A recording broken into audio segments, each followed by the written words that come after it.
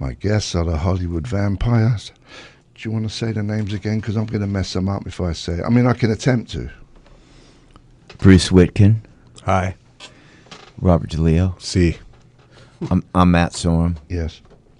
I'm Johnny. Johnny. I'm Johnny. And I find it difficult to say that. And we're missing a couple other members. Joe Perry, Alice Cooper, and then Tommy Hendrickson, who's going to join us. We start touring on Friday in Pennsylvania. Do you really have sax people, or was you messing about? We were thinking about getting a horn section, but no one wanted to play with us. Because did you try it before? No, but our set is dedicated to mostly people that are gone now. We're celebrating, our fallen comrades in rock and roll, and we thought, well, maybe we should do an Earth, Wind, and Fire song, but then we kind of nixed that. That's expensive, isn't it? Yeah. Well, I've got Ask Brian Setzer, he'll tell you. I have a Maurice White outfit, but I have so much respect for him that I dare not put it on. I mean, in my home I can. Yeah. Jonesy, come over sometime. Jonesy's got a Maurice White outfit too. Have you seen? I was just showing Johnny your Instagram, Jonesy. Yeah, that's the best thing I've ever seen in my life. You're making a lot of outfits and clobber, right? I love it. I love putting gear on. That's why your gig is so great. All them different outfits. It's fun. You get to hide. It's great. It's great. I love getting new outfits, new wigs. I get excited when I get a new wig. And to try it out, But you know what's funny? Only I can relate to that. You know what I mean? Yeah, I love. I mean, mine's so small time. I get the wig, I put it on. I'm on Instagram. It's done in like a minute, and it's all by myself. It's not like a big production where But I love it. Beautiful. I love putting clobber on. But the best part about it is now I forgot what I was going to say. We were talking about Instagram, and your. Oh, I know what I was going to say. I'd go through all that effort to put on like some Second World War outfit and makeup and everything, lighting, because I got all the lights and everything. The backdrop. Do you have lighting people, or you do all that yourself? That's why I like doing it myself. I want to do it myself because I know how to do it how I want it. When you got peons in there, they always mess it up. Right. Yeah. So that's wipers. That's all your own production. Johnny's like, I'm not sure. I don't know what you're talking about.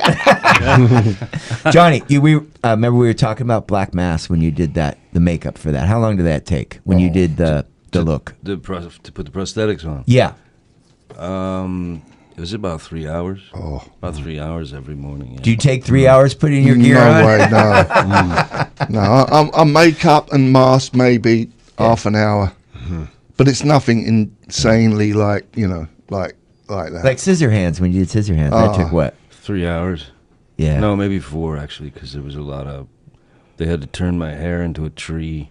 Yeah, it's amazing. I was in leather from my neck down, and then. Are you in competition with? Are you in competition with him for? No, I admire his characters. I admire his characters far more than mine. But when you're doing all them characters, you're thinking of the end result, even though it's like a pain in the ass to put all that stuff on. You're that kind of actor where you want it. Then it's going to be, it's done and it's history. It's like part of your thing, and it's. Yeah, I mean, if you're playing a real life, a guy who actually existed or exists, that the responsibilities. Get a little heavier. Like when I was playing James Bulger there for Black Mass, I wanted. There was no way I could do it unless I knew I could look like the guy, really feel like the guy. Yeah. So.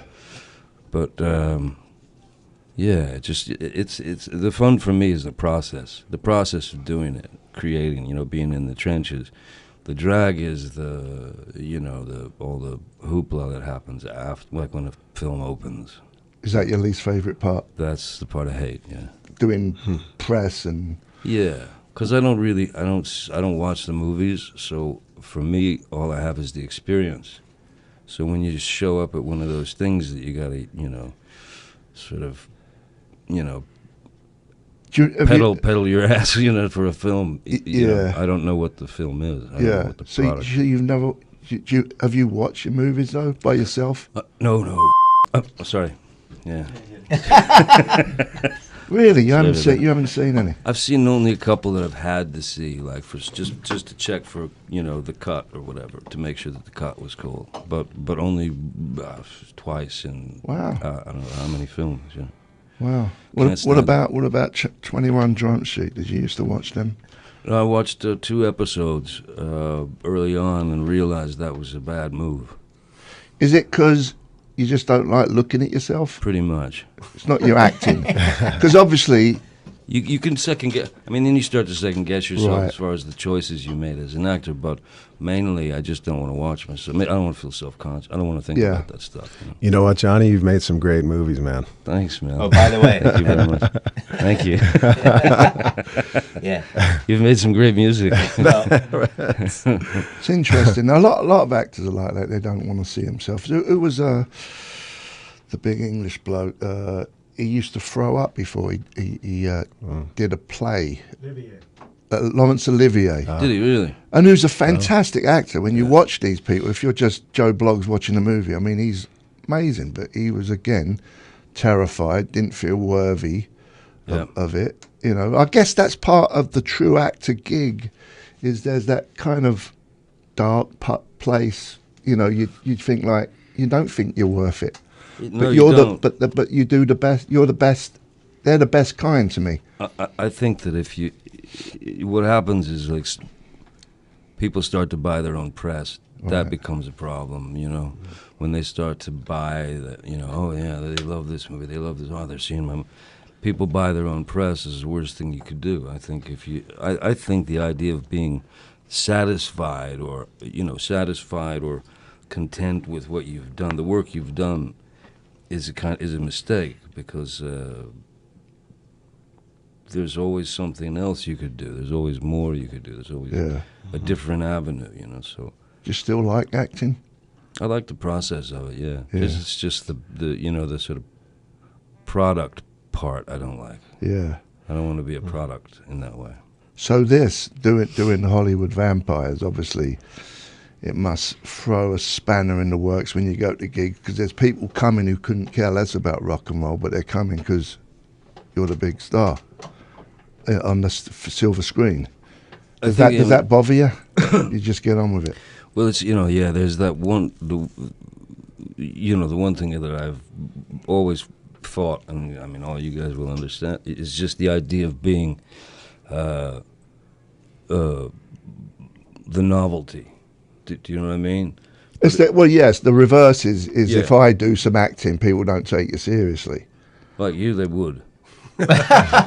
They would take you Well, seriously. I've done a few things, but there's still from agents and all that. They're like, oh, he's just, he's the rock and roller. Right. It's the same thing, right? Reverse. But it's interesting because the kids that show up at the gigs have been like so responsive to the material. I mean, you're playing some old, a song by Love, 7 and 7 is, to like 15, 16, 17-year-olds, and seeing their faces kind of get hit with this force of and watching out, I mean, so it's not it.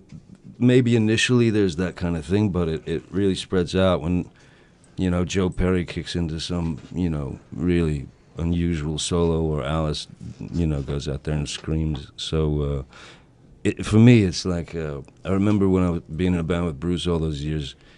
Then to make dough, I got like a couple of movies or whatever, and well, that's what a lot of people don't know. That you actually started out being Yeah. a musician first. yeah. Since I was little, since I was like 12, I played played in bands. I started playing clubs when I was like 13, in Miami. How did you stumble on the acting thing then? After you two came out here, Just accident. I needed to pay rent, and somebody said, "Well, why don't you go meet an agent?" My agent, it was Nick Cage, and he said, "Go meet my agent." And she sent me to audition for something, and I got it. So seemed like a good way to pay the rent for a minute. But then the band broke up, and I was sort of stuck on my own. But that's the interesting thing is like when you're in a band, there's this great safety net. Because you're not by yourself. There's a few of you. Yeah. But suddenly when it's you and everyone's just staring at you, you feel like a real... Yeah, I know. You know, I always feel like a beep. I always say that when people ask me about Johnny, you know, what's he like? Can he play? You know, I go and I tell them the backstory.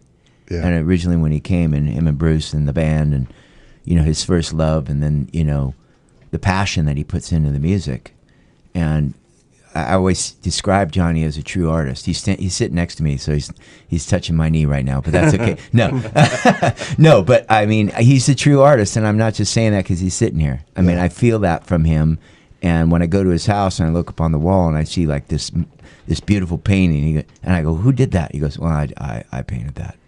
He's like that guy. He's just, you know, he's got that artist sensibility about him that it's deep.